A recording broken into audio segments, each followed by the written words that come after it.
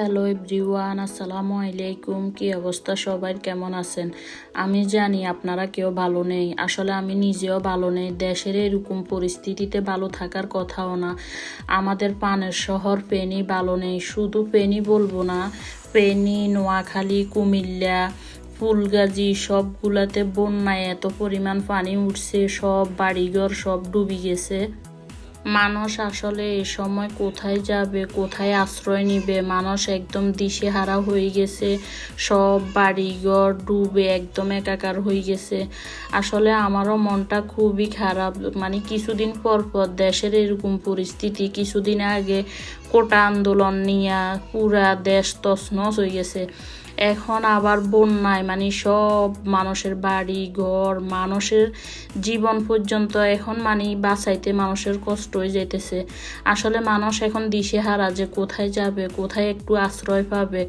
আল্লাহ তুমি সবাইকে রক্ষা করো, সবাইকে ভালো রাখো।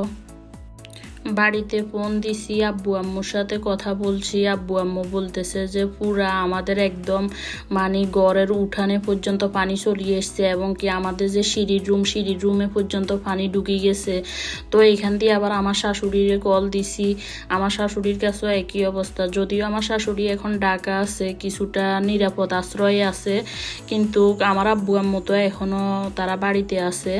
তো আসলে তাদের মুখে শুনলাম আর কি, তারও অনেক চিন্তিত। আসলে রান্না বান্না সব কিছু করতে কষ্ট হয়ে যেতেছে। পুরা দেখা যায় যে রান্নাঘরে পানি, এরপরে আবার আমাদের যে সিঁড়ির রুমে পানি। আসলে এগুলা শুনি এত খারাপ লাগতেছে।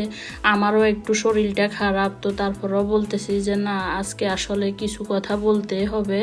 তো আসলে বুঝতেছি না যে কি বলবো, বলার মতন কোনো ভাষাই খুঁজে পাচ্ছি না, ভাষায় হারিয়ে ফেলছি। আসলে আমাদের দেশে মানুষ বলে উন্নত উন্নত উন্নত করতেছে, তো আসলে এই উন্নতর নমুনা। কিছুদিন পর পর জনগণ এক একটা সময় এক একটা জিনিস নিয়ে ভোগান্তিতে পড়তে হয়। তো এগুলা যারা আসলে উন্নয়ন উন্নয়ন বলে, আমি বুঝি না কিসের উন্নয়ন।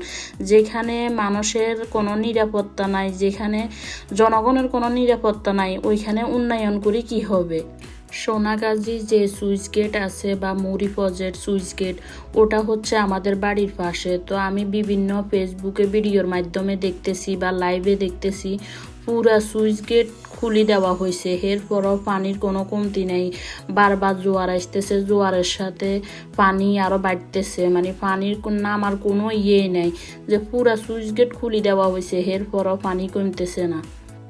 আমরা যারা বিদেশে আছি তারা আসলে করার কিছুই নেই, শুধু এগুলা দেখতেছি, আফসোস করতেছি, নিজের পরিবার পরিজনদের জন্য কান্না করতেছি। আসলে আমরা এখান থেকে আর কিছুই করতে পারতেছি না।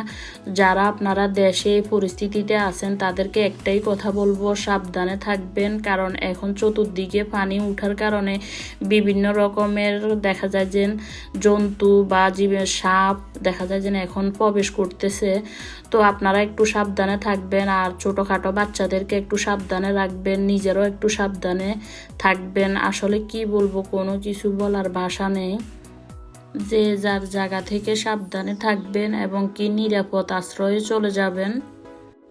আসেন আমরা যারা বাইরে থাকি, যারা আমরা বর্তমানে দেশে নাই, সকলে দেশের জন্য দোয়া করি, দেশের মানুষদের জন্য দোয়া করি। নিজ নিজ দায়িত্বে সবাই যত পারেন নামাজ পড়েন এবং কি সবার জন্য দোয়া করেন। আল্লাহ তাদেরকে বিপদ থেকে রক্ষা করে, বাংলাদেশকে রক্ষা করে। যারা আপনজন আছে, মা বাবা ভাই বোন, পুরা সকল মানুষকে যেন রক্ষা করে। আমরা এই দোয়াই করি আল্লাহর কাছে, আল্লাহ যেন এই পরিস্থিতি আসলে তাড়াতাড়ি যেন শেষ হয়। আমরা ওই দোয়াই করি, ওই কামনাই করি। তো এই তো আমার ছোট্ট একটি ভিডিও। তো সবাই ভালো থাকবেন, আল্লাহ হাফেজ।